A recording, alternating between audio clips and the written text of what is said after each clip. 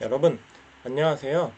오늘부터 이제 여러분들은 기초 과정이 아니라 중급 과정으로 함수, 그리고 조건문, 그리고 반복문에 대해서 배우게 될 겁니다. 이 세 단계를 거치고 나면은 여러분들이 지금까지 작성했던 것들이 얼마나 간단하게 변경이 될 수 있는지 하나하나 알게 될 텐데요.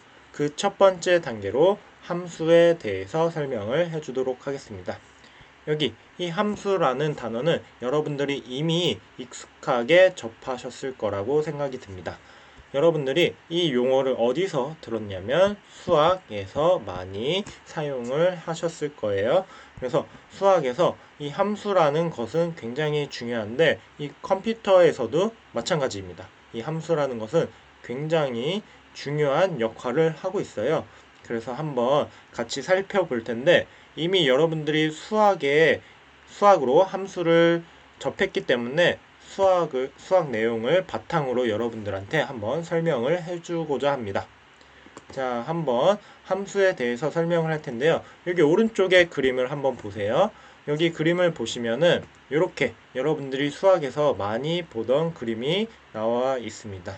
즉, x라는 입력값들이 있고 여기 y라는 출력이 있어요. 그래서 이 x와 y 사이에 관계를 찾는 게 여러분들 수학에서의 목표일 겁니다. 그래서 이 관계를 찾아서 결과적으로 수식을 만들어내는 게 수학에서의 목표였다면 이 컴퓨터 프로그래밍에서는 뭐냐? 이 수식을 이제는 명령어로 대체를 해서 문제를 풀게 됩니다. 그래서 입력값 x가 있고 우리가 원하는 출력값 y가 있다고 하면 그 사이에 어떠한 명령어들을 넣어서 우리가 원하는 결과값을 내는 건데요.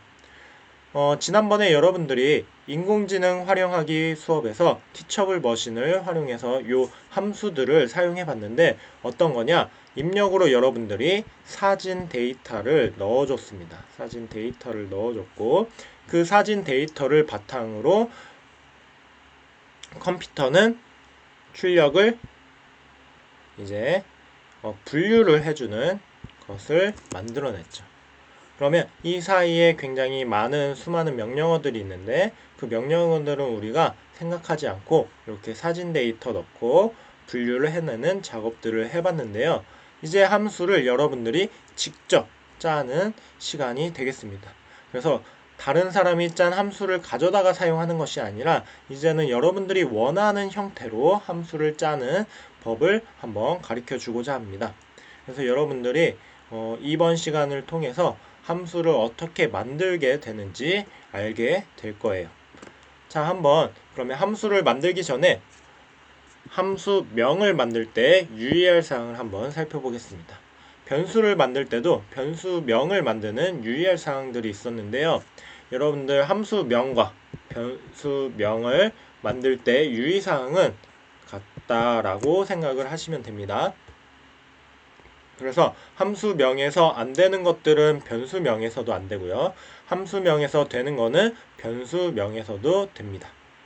즉, 그래서 여러분들 교과서에는 각각 변수명을 만들 때 유의할 사항이 적혀 있고 함수명을 만들 때 유의할 사항이 적혀 있는데 그 두 개를 조합해서 생각을 하셔야 돼요. 그래서 이번 시간에는 지난번에 변수명을 만들 때 유의할 사항을 이미 언급을 했기 때문에 이번 함수 할 때는 이번에만 등장하는 요것만 짚고 넘어가겠습니다. 그래서 여러분들 요 공백을 사용할 수 없다 라는 거 잘 기억을 해두세요. 함수명을 만들 때는 공백을 사용할 수가 없습니다. 그러면 변수명을 만들 때는 어떨까요?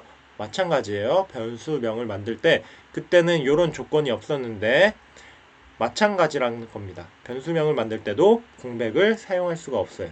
그래서 여러분들이 요거를 기억하실 때는 함수명을 만들 때 유의할 사항과 변수명을 만들 때 유의할 사항 두 가지 모두 다를 적용하시면 됩니다. 자, 다음으로 사용자 함수를 정의하는 방법에 대해서 한번 얘기를 해볼게요. 그래서 여기 보시면은 우리가 이렇게 입력값이 주어지고 여기 출력값이 나오게 됩니다. 그리고 아까 수학에서는 이 사이에 우리가 수식을 통해서 이렇게 구하게 된다고 했는데 이제는 우리가 여기다가 명령어를 입력하게 될 거예요. 명령어를 입력해서 우리가 함수를 만들게 될 겁니다. 자, 그러면 컴퓨터에서는 요거를 어떻게 문장을 구성하는지 한번 살펴보겠습니다. 자, 이렇게 구성이 되는데요. 여러분들이 주의해야 될 세 가지 포인트를 먼저 얘기를 할게요. 함수를 항상 정의할 때는 요 DEF로 시작을 합니다. 요 DEF는 뭐냐? definition의 약자예요. definition, 정의라는 뜻이니까 여러분들 요 약자를 잘 기억해 두시고요. 그리고 여기 맨 끝에 꼭 콜론을 찍어 주셔야 돼요. 여러분들이 자주 놓치는 부분 중에 하나인데 이 끝에다가 콜론을 꼭 붙여 주셔야 된다. 그리고 이 함수 안에 명령어들을 포함시키려면 어떻게 해야 되느냐? 여기 띄어쓰기가 이루어집니다. 띄어쓰기는 얼마냐? 스페이스바 4번이고요. 그리고 탭 1번 이렇게 이루어집니다. 그래서 여러분들은 스페이스바 4번을 누르던가 탭 1번 둘 중에 하나를 선택해서 띄어쓰기를 꼭 해주셔야 됩니다. 이 세 가지 포인트를 잘 기억해 두시고 한번 설명을 해줄게요. 자, 그래서 여기 보시면은 우리가 df로 시작을 하고요. 그 다음에 함수명을 넣습니다. 그 다음에 가로를 열고 닫아 주는데요.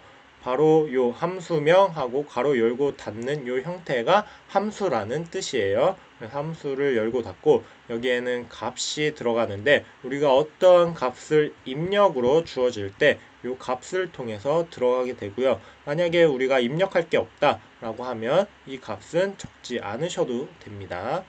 자, 그리고 마지막에 여기 콜론을 꼭 입력해야 된다고 했어요. 그래서 여러분들 키보드를 보시면 엔터 옆에 존재하고 쉬프트를 누른 상태로 입력을 해주셔야 돼요.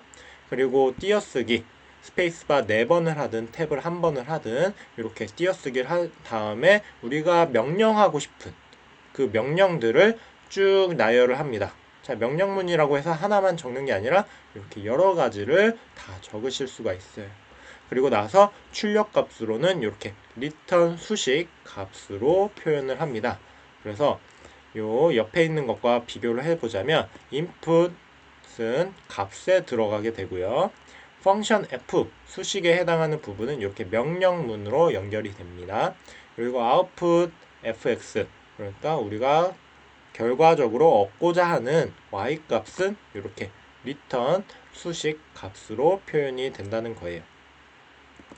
자, 그리고 여러분들이 꼭 주의해야 된다는 건 요거 스페이스바 4번을 하든 탭 1번을 누르든 둘 중에 하나는 꼭 띄어쓰기를 해서 함수에 포함을 시켜줘야 됩니다.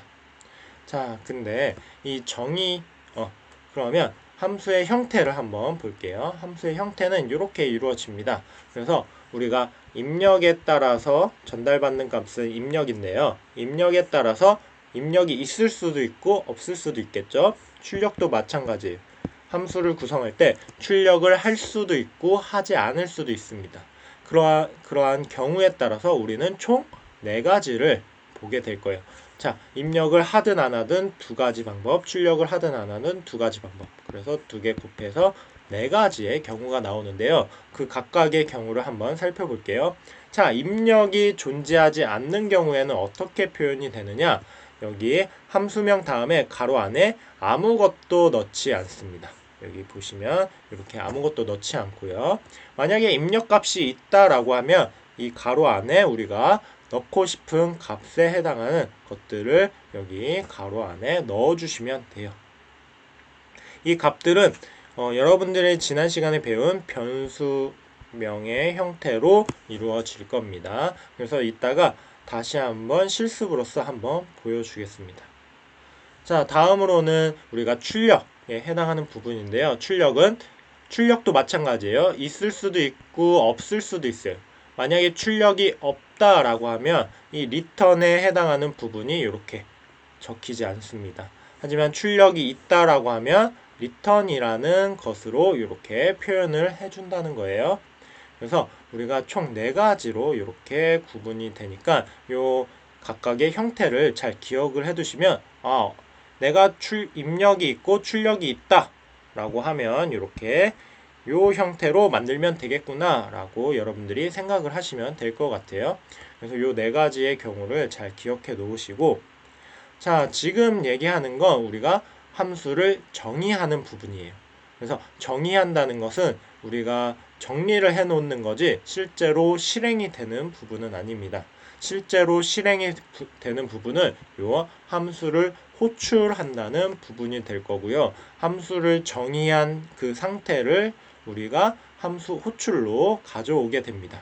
자, 그러면 여기 주저리 설명이 되어 있는데 그냥 한번 보여주면서 설명을 할게요. 자, 일단 문제를 한번 정의해 보겠습니다. 우리가 수학에서 y는 x 더하기 3이라는 수식을 한번 프로그램으로 만드는 경우를 한번 볼게요. 자, 그래서 입력은 뭐냐? 이 x라고 정의를 하겠습니다. 우리가 입력으로 x를 주게 될 거고요. 그 다음에 중간에 명령문으로는 이 수식을 넣어 줄 거예요. 그래서 y에다가 x 더하기 3을 넣어주는 형태로 표현을 하겠습니다. 그냥 수식 그대로 넣어 줄 거고요. 명령어로. 마지막에 출력값은 당연히 요 y가 되겠죠. 그래서 입력 x가 들어오면 거기다가 3을 더해주고 3을 더해준 값을 y에 저장한 다음에 그 y가 출력되는 형태로 우리가 한번 프로그램을 만들어 보겠습니다. 자, 먼저 우리는 함수를 사용하기 위해서 함수를 정의해야 됩니다. 함수를 정의할 때는 자, 입력값도 있고 출력값도 있다고 했어요. 그래서 함수명 여기 가로 사이에 값이 들어가고요. 출력값도 이렇게 있기 때문에 return이 이렇게 들어갈 거예요. 그래서 함수 정의할 때 요 형태로 한번 만들어 보겠습니다. 자, 먼저 def 입력을 하고요. 함수명은 우리가 원하는 어떠한 이름으로도 지을 수가 있는데 지금 x에다가 3을 더하는 형태이기 때문에 영어로 add라고 한번 지어 볼게요. 이건 여러분들이 원하는 이름으로 어떤 것이든 적으실 수 있으니까 이거는 여러분들이 원하는 대로 적으시면 되고요. 그 다음에 가로를 열고 닫는데 그 사이에 우리가 입력값인 x를 넣어 줄 거예요. 자, 이렇게 변수명의 형태로 넣어 줄 겁니다. 그래서 x라고 이렇게 넣어 주고 마지막에 꼭 콜론을 넣어 주세요. 그리고 중간에는 스페이스바 4번 또는 탭 1번을 꼭 띄어서 주시고 중간에다가 우리는 이 명령어를 넣어 준다고 했죠. 그래서 y는 x 더하기 3 이렇게 나오게 될 거고요. 출력은 y가 될 거니까 return이라고 적어준 다음에 우리가 출력하고 싶은 값 y 이렇게 넣어주시면 됩니다. 그래서 이러한 함수 정의를 내릴 텐데요. 이 함수 정의를 내렸다는 게 우리가 프로그램이 실행된다는 얘기는 아니에요. 그냥 정의만 내려놓은 겁니다. 실제로 실행을 하려면 이렇게 함수를 호출해 주면 됩니다. 함수 호출은 간단해요. 여러분들이 정의한 요 부분 있죠. 함수명 그리고 어떠한 값 요거를 다시 적어 주시기만 하면 됩니다. 그래서 이렇게 add 더하기 3이라는 값으로 넣어 주시면 되는데 이때 add x라고 적어주는 게 아니라 x에다가는 실제로 넣고 싶은 값의 형태로 넣어주시면 돼요. 그래서 add 3 이렇게 넣어주시면 3이라는 값이 x 대신에 3이라는 값이 들어가서 x 대신에 3이니까 3 더하기 3이 돼서 이렇게 6이라는 값이 출력이 되는 걸 확인하실 수가 있어요. 그래서 함수 정의는 그냥 정의하는 거고 실제로 우리가 명령이 실행되는 것은 요 함수 호출이라는 겁니다. 요 함수의 개념에서 이렇게 정의하는 부분이 있고 호출하는 부분이 있다. 이렇게 두 가지가 나눠져 있다라는 걸 여러분들이 잘 명심을 해주셨으면 해요. 자, 그러면 여러분들이 지난 중간고사 때 배웠던 것을 가지고 익숙한 것을 가지고 한번 차근차근 다시 한번 함수에 대해서 한번 살펴보겠습니다. 자, 여러분들 한번 기억을 해보세요. 이 거북이가 이렇게 이 형태로 있는데 사각형을 어떻게 그렸는지 잘 생각을 해보시기 바랍니다. 자, 어떻게 그렸냐면, 자, 거북이가 이 형태니까 여기서부터 이렇게 어느 방향으로 갔죠? 앞으로 이동을 했죠. 그 다음에 어떻게 됐냐? 왼쪽으로 90도 회전을 합니다. 그리고 다시 앞으로 가고요. 그 다음에 왼쪽으로 90도 회전, 앞으로 가고 왼쪽으로 90도 회전, 앞으로 가고 마지막 왼쪽으로 90도 회전을 딱 하면 원래대로 이렇게 사각형을 그리실 수가 있어요. 그걸 알고리즘으로 표현을 하면 이렇게 나오게 될 겁니다.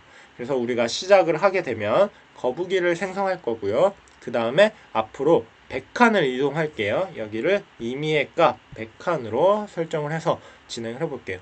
100칸 이동하고 왼쪽으로 90도 이렇게 되는데 지난 시간에 우리가 했던 중간고사 때 했던 거 다시 한번 생각을 깨우치기 위해서 한번 프로그램을 직접 해보겠습니다. 자, 여러분들 윈도우 키 누르고요. 아나콘다라고 입력을 해주세요. 지난번에 여러분들이 다 설치를 했다면 이게 다 있을 거예요. 만약에 이게 설치가 안 되어 있다 하면은 지난 시간에 설치 방법에 대해서 설명했던 것을 다시 보시면서 설치하고 나서 다시 함께 하시면 될 것 같아요. 예, 여러분들이 보기 좋게 좀 글꼴 크기를 좀 높일게요. 자, 요 정도 크기로 한번 실행을 해보겠습니다. 파이썬이라고 입력을 해주고요. 자, 거북이 프로그램을 생성하려면 거북이 프로그램을 가져와야겠죠. 그래서 import turtle 이렇게 입력을 해주시면 돼요. 그러면 거북이 모듈을 가져오게 됩니다. 그래서 turtle 이렇게 입력을 해주시면 이렇게 프로그램이 생성이 될 거예요. 그럼 보기 좋게 이렇게 반반씩 나눠서 한번 볼게요. 자, 거북이를 사각형으로 한번 만들어 보겠습니다. 아까 앞으로 이동을 한다고 했죠. t.forward forward 100 이렇게 입력을 하면 앞으로 가고요. t.left 90 이렇게 하면 왼쪽으로 90도 회전. t.forward 100 이동. t.left 90 이동. t.forward 100 이동. t.left 90 이동. t.forward 100 t.left 90 이렇게 하면은 사각형을 그리실 수가 있어요. 지금 이렇게 입력을 하는 걸 잘 따라 보세요.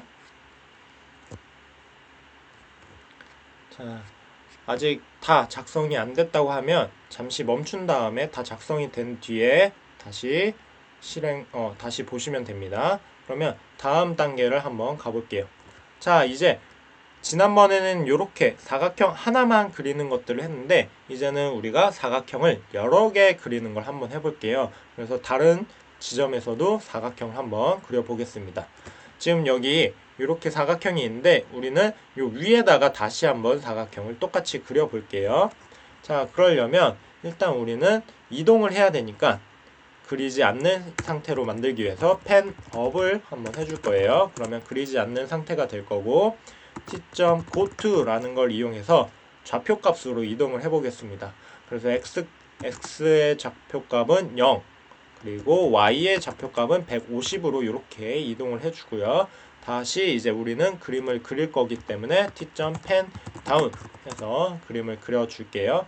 자, 그럼 여기다가 우리 한번 다 같이 사각형을 그려봅시다. 똑같이 t.forward 100, t.left 90, t.forward 100, t.left 90, t.forward 100, t.left 90, t.forward 100, t.left 90까지 이렇게 입력을 해주면 지금 사각형 두 개를 여러분들이 완성하실 수 있어요.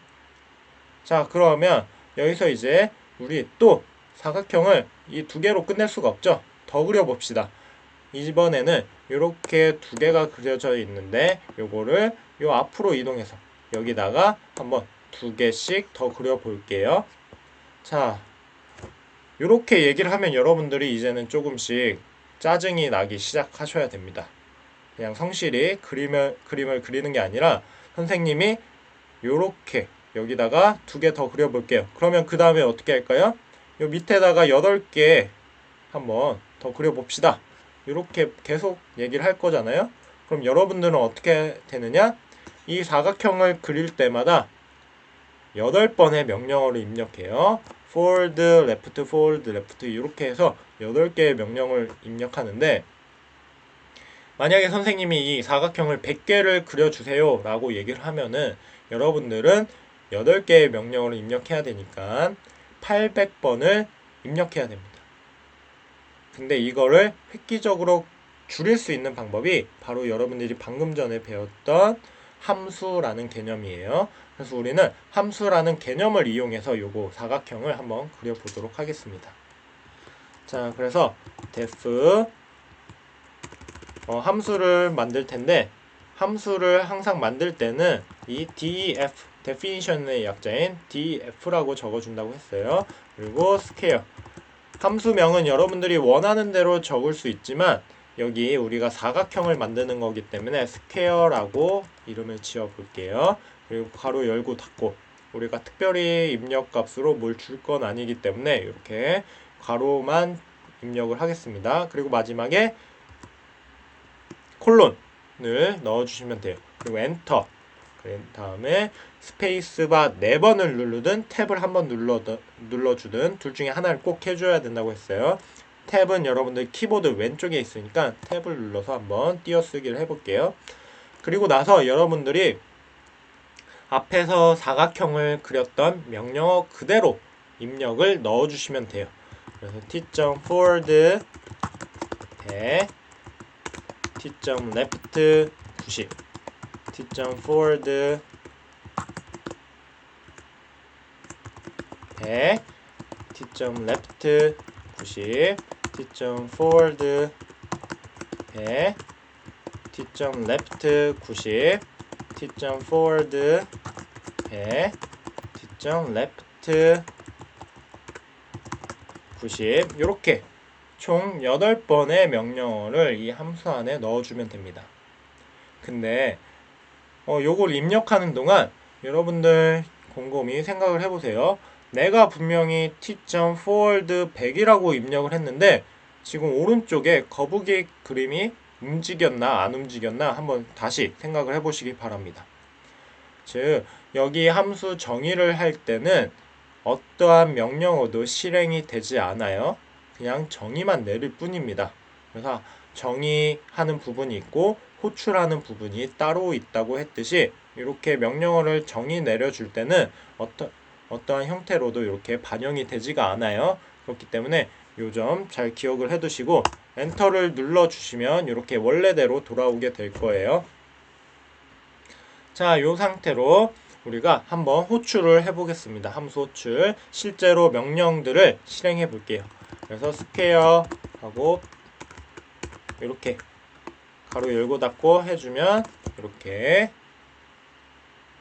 거북이가 움직이는 걸 볼 수가 있어요. 우리가 지정되어 있는 명령어대로 움직이게 되는데 그럼 이게 실제로 진짜 그려지는지 다시 한번 볼게요. t.pen업 해줘서 그림을 그리지 않고 t.goto 해서 150, 150 여기로 이동을 해볼게요. 그리고 t.pen 다운해서 다시 그려보겠습니다. 아까는 이때 t.forward 레프트 뭐 이런 식으로 사각형을 그렸는데 이제는 스퀘어 이렇게 한 번에 처리가 된다 라는 겁니다. 그래서 8번의 문장을 우리는 이렇게 한 번의 문장으로 처리가 되는 거예요. 아까 그래서 사각형 100개를 그리려면 800번의 명령어를 입력했어야 됐지만 이제는 100번의 명령어만 입력하면 되는 수고를 덜을 수가 있게 된 거예요. 여러분들 함수를 사용함으로써. 그러면 여기서 하나 더 추가적으로 한번 해볼게요. 자, 이렇게 되는 거고, 자, 두 번째 우리는 요거를 이렇게 한번 해보겠습니다. 뭐냐, 지금은 우리가 여기 이게 100이라고 지정이 되어 있는 상태인데, 그런 게 아니라 우리가 이걸 x라고 놓고 원하는 크기대로 생성을 하는 방법을 한번 살펴볼 텐데, 아까 앞으로 100칸이라고 되어 있던 걸 이렇게 x칸으로 다 변경을 해주면 됩니다. 그래서 그러면 x만큼 이동을 해줄 거고요. 그러기 위해서 우리는 입력값으로 요 x를 넣어줘야 된다는 거예요. 그래서 def 할 때 함수명 여기 값을 넣어줘야 되는데, 이 값에다가 x를 넣어준 형태로 한번 만들어 보겠습니다. 자, 여기 다시 돌아와서 한번 볼게요. 자, 항상 함수를 정의할 때는 def로 시작을 한다고 했어요. 그리고 square 라고 입력을 해주고 여기다가 x라고 입력을 해줄게요. 그 다음에 이렇게 하면은 입력값 x가 들어오게 됩니다. 이때는 이제 우리가 t.forward 100이라고 했던 걸 t.forward x라고 지정을 해줘서 실행을 해볼게요. t.left 90, t.forward x, t.left 90, t.forward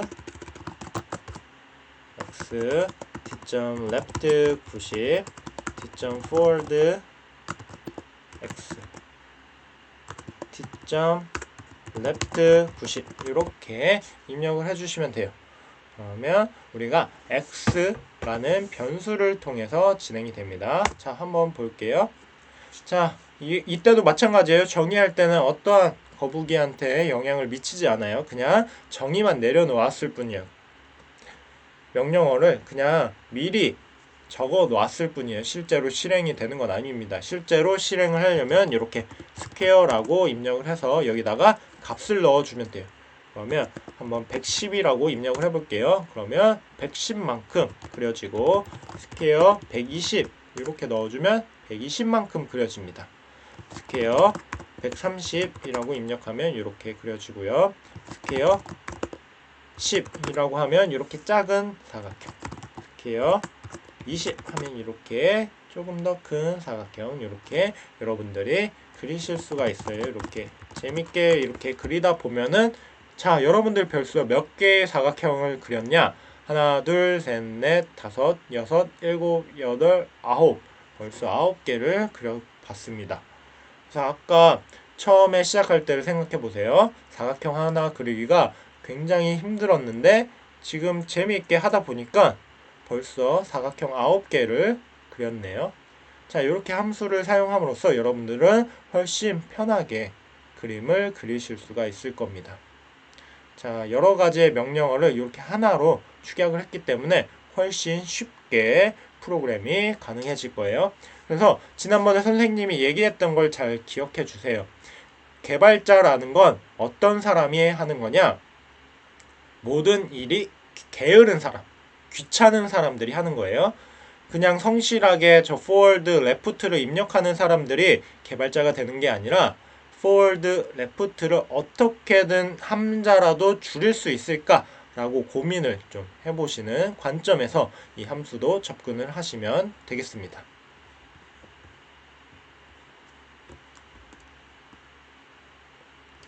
자, 그러면 여기 선생님이 삼각형, 사각형, 오각형, 육각형, 원에 대한 각각의 명령어들을 다 적어놨어요.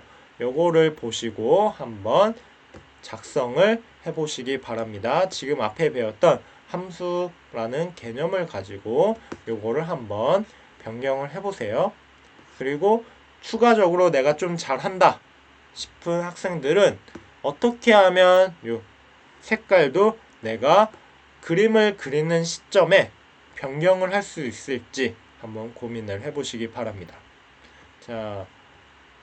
자, 이번에는 지역 변수와 전역 변수에 대해서 설명을 해보겠습니다. 자, 이 함수 내용 중에서 요거는 내용이 조금 어려워요. 그래서 여러분들이 다시 집중을 잘 하셔서 들어주시길 바랍니다. 자, 그러면 지역 변수, 전역 변수라는 개념에 대해서 한번 얘기를 해볼게요. 자, 지역 변수, 전역 변수, 요게 지금 어느 단원에 나왔냐? 함수라는 단원에 나왔어요. 그래서 우리는 함수를 기준으로 지금 설명을 해주겠습니다. 자, 지역 변수라는 건 뭐냐? 함수를 기준으로 내부에 있는 거, 함수 내부에 있는 거, 함수 안에 있는 것을 우리는 지역 변수라고 하고요. 전역 변수는 뭐냐? 함수를 기준으로 외부에 있는 거, 밖에 있는 걸 우리는 전역 변수라고 이야기를 합니다. 자, 그러면 여러분들이 함수 내부에 있는 거, 함수 외부에 있는 거 이렇게 판단을 하시면 되는데, 자, 그럼 변수라는 건 잘 기억이 나시는지 모르겠어요. 이 변수라는 개념을 다시 한번 설명해 줄게요.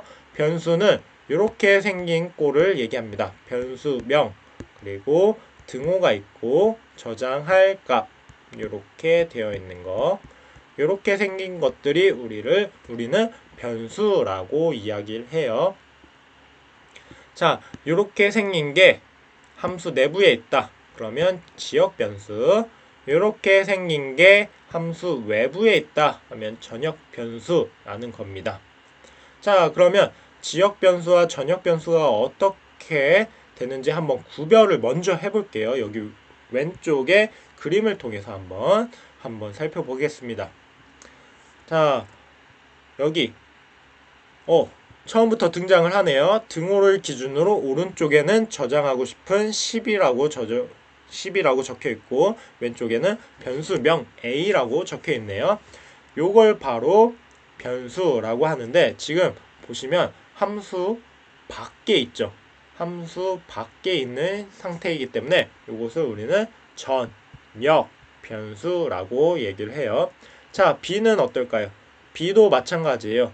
b도 함수 밖에 있기 때문에 이것도 전역 변수라고 이야기를 합니다. 자, 그러면 이 형태가 또 있는지 한번 살펴볼 텐데 여기 있네요. 여기. 자, 요 때는 보세요. 여기 df라고 하는 부분이 함수라고 했어요. 함수 정의하는 부분. 자, 함수 내부에 이렇게 들어가 있기 때문에 여기 띄어쓰기를 한 것들은 다 함수 내부로 들어가거든요. 자, 그래서 여기 띄어쓰기로 들어간 요 c라는 변수는 지역 변수가 될 거예요. 함수 내부에 있기 때문에. 자, 전역과 지역 변수가 어떻게 다르게 생겼는지 여러분들이 잘 구별을 하실 수 있을 거라고 이제 믿습니다. 자, 그래서 여러분들 요 구별하는 법 잘 기억을 해 두시고요. 자, 그렇다면 우리가 이걸 굳이 구별해야 되는 이유가 있겠죠. 이 구별해야 되는 이유에 대해서 지금부터 설명을 해줄게요. 자, 전역 변수와 지역 변수를 구별해야 되는 이유는 이 전역과 지역의 생명이 서로 생명력이 다르기 때문입니다. 이 전역 변수는 어떻게 되느냐? 항상 살아 있어요. 그래서 전체 영역에서 사용이 가능합니다. 근데 지역 변수인 C는 이 지역에서만 살 수가 있습니다. 그래서 이 지역을 벗어나면 사라지게 되기 때문에 지역 변수라고 이야기를 하는 거예요. 자, 그러면 요거를 한번 그냥 이렇게 개념적으로만 설명을 하는 게 아니라 직관적으로 메모리를 통해서 한번 메모리 개념을 가지고 한번 설명을 해볼게요. 자, 한번 메모리를 그려보겠습니다. 자, 이렇게 여러분들 기억나시죠? 고층 빌딩처럼 생긴 게 바로 우리 메모리라고 했어요. 자, 변수가 이렇게 선언이 되면 메모리 공간에 올라간다고 했습니다.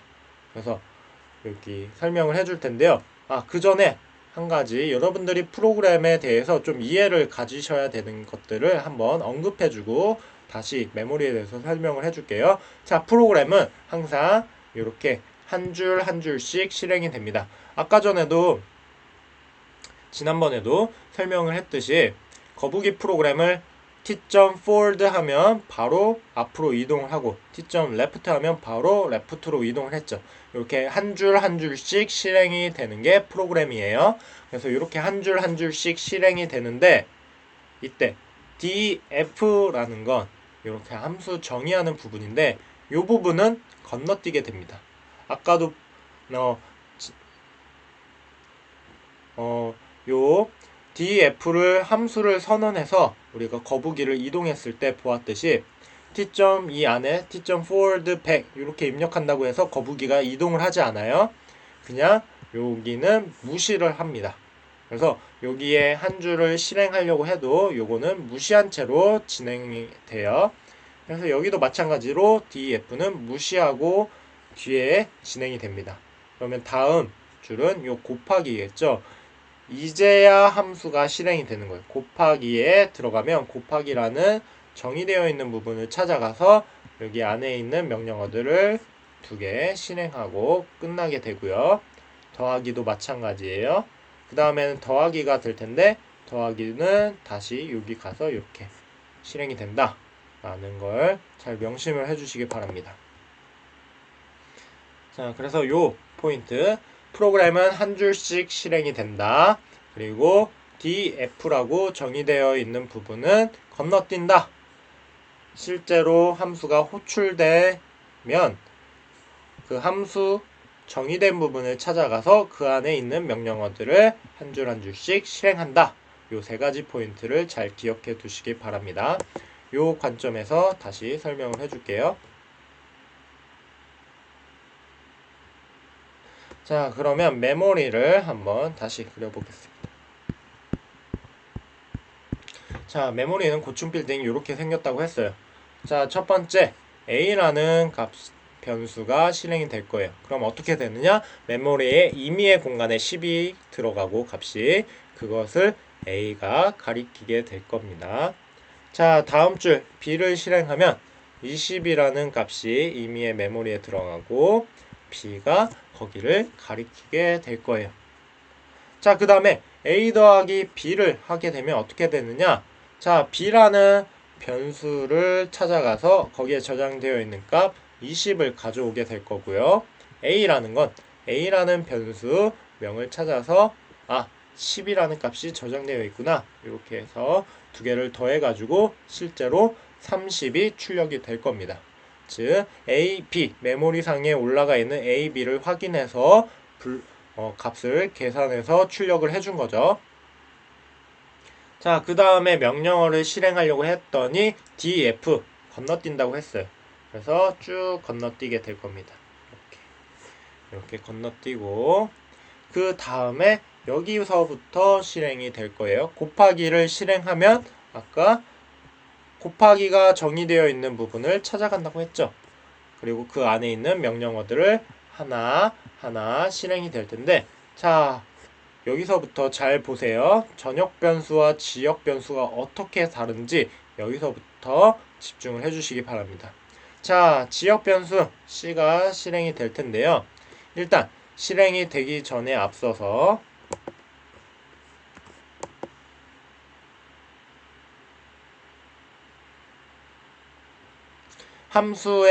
함수가 실행이 되면 함수의 영역이 이렇게 잡힙니다. 함수의 영역이 잡히고 그리고 이 안에 명령어들이 이 함수 영역 안에서 실행이 됩니다. 그래서 C라는 것은 이렇게 실행이 될 거예요. A 곱하기 B니까 A 찾아가고 10, B 찾아가고 20. 그래서 이 2개를 곱한 값 200이 저장이 될 거고요. 그리고 여기서 C가 요 부분을 가리키게 될 거예요. 그 다음에 명령어 print C를 하게 되면 여기 C라는 변수를 찾아가서 C에 저장되어 있는 200이라는 값을 출력을 할 거예요. 즉 우리는 메모리에 C가 올라가 있다는 것을 확인하실 수가 있는 거예요. 자, 그러면 여기가 포인트예요. 여기까지 명령이 끝나면 어떻게 되느냐? 함수가 종료가 됩니다.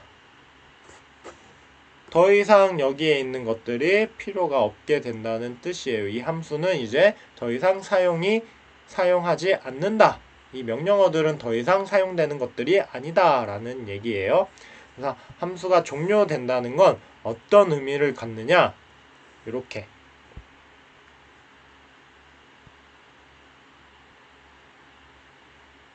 이렇게 메모리 상에서 함수가 사라지는 걸 의미합니다.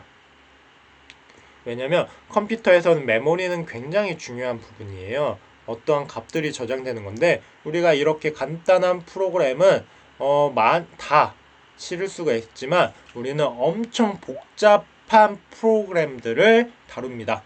그렇기 때문에 메모리를 효율적으로 관리하려면 이렇게 함수가 종료돼서 사용되지 않는 것들은 바로바로 삭제가 될 거예요. 메모리 상에서. 그래서 함수가 종료가 됐다는 건 이 메모리 상에서 더 이상 찾을 수가 없다는 이야기입니다. 이제 함수의 명령들이 다 실행이 되고 종료가 됐다는 건 이렇게 메모리 상에서는 더 이상 찾을 수가 없다는 얘기예요. 자, 그러면 이때 한번 살펴볼게요. 자, 그러면 다음에는 이 더하기를 할 텐데 더하기 함수 찾아간다고 했어요. 더하기 함수 찾아가서 다음 명령어를 실행하는데 자, A를 찾아가 볼게요. A. 전역 변수인 A는 항상 살아있기 때문에 10이라는 값을 찾을 수가 있는데 문제는 이 C예요. 다른 지역이죠. 여기 곱하기라는 지역 말고 더하기라는 지역인데 더하기라는 지역에서는 이 C를 더 이상 찾아볼 수가 없습니다. 곱하기에서 존재하던 C가 사라졌기 때문에 이 C를 어디서든 찾을 수가 없어요. 그래서 우리는 이 C 때문에 오류가 나는 상황이 됩니다. 컴퓨터가 오류가 나요. 그래서 여러분들이 요 지역 변수의 생명력이 어디까지인지 잘 기억을 해두시기 바랍니다.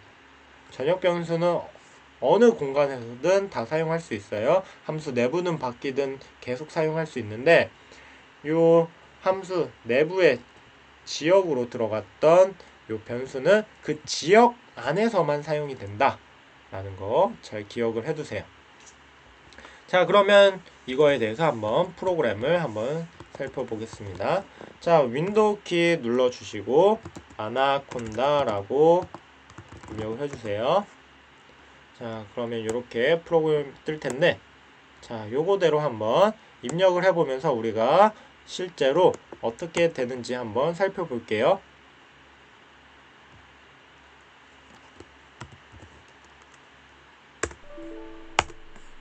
자, 파이썬 입력을 해주시고요. A는 10 이렇게 입력을 해주시면 됩니다. 그 다음에 이게 실제로 메모리에 들어가 있나 안 들어가 있나는 A라고 이 변수명을 입력해주면 확인을 할 수가 있어요. A 입력을 하면 이렇게 10이 뜨는 건 메모리에 10이 저장되어 있기 때문에 우리가 10을 볼 수가 있다는 거예요. 그럼 B 한번 볼게요. B 20 이렇게 넣으면 B를 딱 넣어주면 이렇게 20 뜨는 걸 확인할 수가 있어요. 자, 그러면 한번 C라는 거 아직 정의하지 않은 C를 입력하면 어떻게 되는지 한번 볼게요. C 이렇게 하면 이렇게 뜨게 됩니다. Name C is not defined. 즉 C라는 이름으로 되어 있는 게 정의되어 있지 않다라는 얘기예요. 즉 메모리에서 내가 C를 찾아봤는데 C라는 게 존재하지가 않아. 뭔가 문제가 있어. 이렇게 오류를 내보내는 거예요. 즉 우리가 C를 지금 선언을 하지 않았기 때문에 당연한 얘기죠. 그러면 지금 밑에 있는 definition 곱하기 함수를 만들어서 한번 살펴볼게요. df 곱하기 그리고 이렇게 항상 탭을 눌러 주셔야 된다고 했어요. c 콜 a 곱하기 b 탭 프린트 c 이렇게 입력을 해주고 함수를 만들어 주겠습니다. 자, 그러면 함수를 만들었으니까 여기 C라는 걸 변수 선언을 했죠. 자, 선언을 했으니까 C를 한번 입력해 볼게요. 그러면 어떤 메시지가 뜨는지. 자, 똑같이 name C is not defined 이렇게 뜨게 돼요. 그 말인즉슨 함수를 정의만 했지 실행은 하지 않았기 때문에 C를 아직도 찾을 수 없다는 거예요. 그래서 저번에도 얘기했지만 함수를 정의하는 건 그냥 적어 놓는 거예요. 실제로 뭔가 실행이 됐다는 건 아닙니다. 실제로 실행을 하는 건 이렇게 함수를 호출해 주는 게 필요해요. 그래서 곱하기를 딱 눌러주면 이렇게 200이라는 값이 뜨게 될 거예요. 이게 뭘 의미하느냐? 즉 C라는 변수가 선언이 됐고 그 변수가 메모리 상에 있어서 그 값을 가져다가 출력을 했다는 거예요. 즉 함수가 실행하는 동안에 변수 C가 만들어져서 출력까지 됐다라는 겁니다. 자, 그러면 이 다음에 C를 입력하면 어떻게 될까요? 자, 분명히 함수 안에서 실행이 됐는데 C를 입력해 보면 이렇게 C가 존재가 하지 않는다는 얘기예요. 아까도 얘기했지만 함수가 종료되는 시점에 저기 안에 적혀져 있는 것들은 다 날아가게 되어 있습니다. 그래서 이미 함수가 종료가 되었기 때문에 우리가 변수 C를 선언했어도 이렇게 C를 찾을 수가 없는 거예요. 자, 그러면 이 C를 우리가 사용할 수 있는 형태로 한번 만들어 볼게요. 항상 예외는 존재하죠, 여러분들. 항상 예외는 존재하는데 그 예외를 만들기 위한 방법에 대해서 한 가지 알려드리겠습니다. 자, 그래서 함수를 똑같이 선언을 하는데 곱하기 이렇게 선언하는데 이번에는 어떻게 하느냐? 글로벌이라는 키워드를 사용할 거예요. 글로벌 요 키워드를 사용해서 전역 변수로 만들어 줄 겁니다. 그러면 이 C는 더 이상 함수가 종료되는과 동시에 사라지지가 않고 전역 변수로서 사용을 할 수가 있게 됩니다.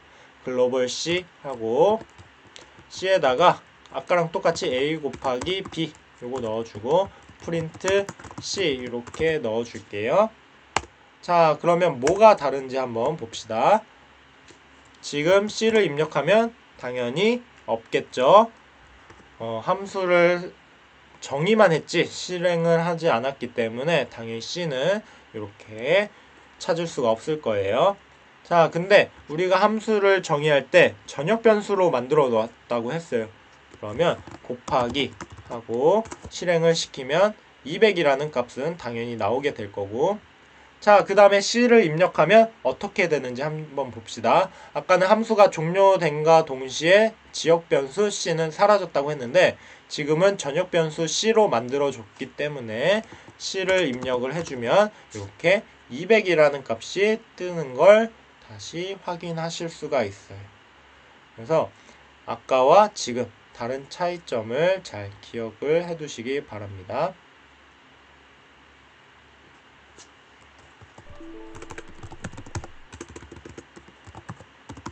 그래서 여러분들 가장 어려운 개념인 함수의 지역 변수와 전역 변수에 대해서 개념을 배웠고요. 남은 시간은 여러분들 다양한 함수를 만드는 방법으로 교과서 139쪽에서 141쪽에 각각 실습할 수 있는 프로그램들이 있으니까 요거를 실습하면서 함수에 대한 개념을 좀 다시 익숙하게 만들어 주시기 바랍니다. 그리고 혹시나 질문이 있으면 항상 질문은 열려 있으니까 항상 질문을 해주시면 될 것 같아요. 자, 오늘의 수업은 여기까지 하겠습니다.